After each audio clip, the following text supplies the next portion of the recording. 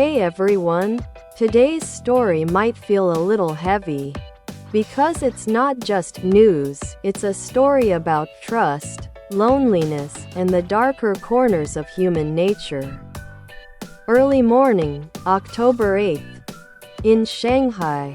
On a simple mediation agreement at a local police station, the words "property damage dispute" were written.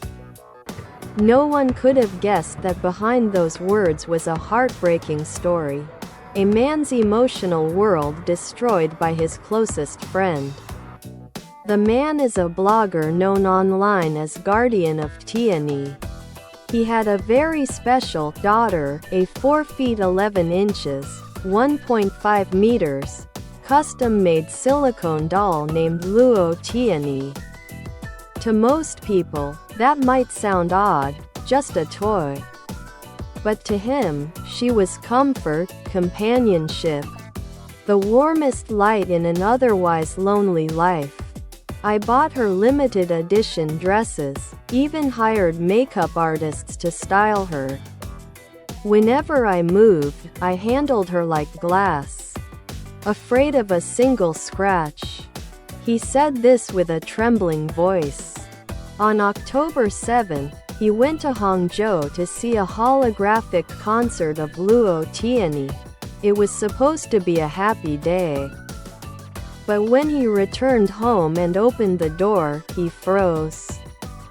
Her hair was a mess, her clothes were torn, and the zipper on her back was ripped apart. He immediately knew the one who did it wasn't a stranger, but his roommate, a man he'd lived with for 5 years and known for over a decade. I cried in the bathroom for an hour, he said later in his video.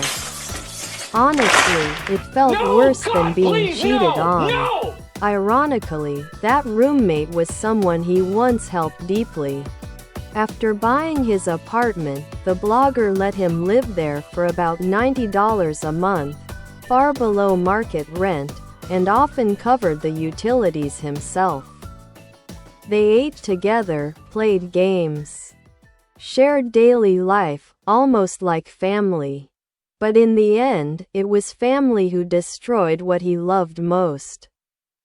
He called the police that night. The case was classified as damage to private property. The final result: the roommate was ordered to apologize publicly and pay $1,070 in compensation.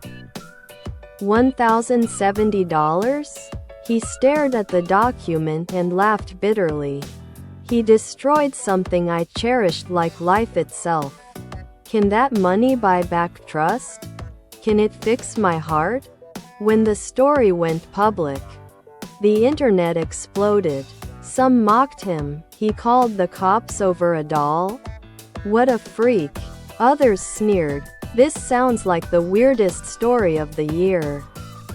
But there were also rational voices. No matter what, destroying someone's property is wrong. And for him, that doll was emotional support. This story isn't just about a doll, it's about whether society can accept non-traditional forms of emotional attachment. In today's increasingly lonely world, some people find comfort in pets, others in AI companions, and some in silicone dolls. They don't hurt anyone. They just want a small pocket of warmth in a cold, judgmental world. As one psychologist said, as long as emotional attachment doesn't cause harm, it deserves respect. That roommate didn't just damage an object, he shattered a man's inner safe haven. Maybe it came from jealousy, shame, or ignorance, but none of that justifies cruelty. $1,070, light as paper. But trust, once broken, never heals. That damaged doll, Luo Tianyi, became a mirror, reflecting not only the darkness within human nature, but also society's narrowness toward those who love differently. True civilization isn't about who's normal. It's about whether we can understand and respect every lonely soul's way of finding peace. If this story moved you, share your thoughts in the comments below. Don't forget to like and subscribe. I'll be bringing you more real stories that reveal the world behind the headlines. See you next time.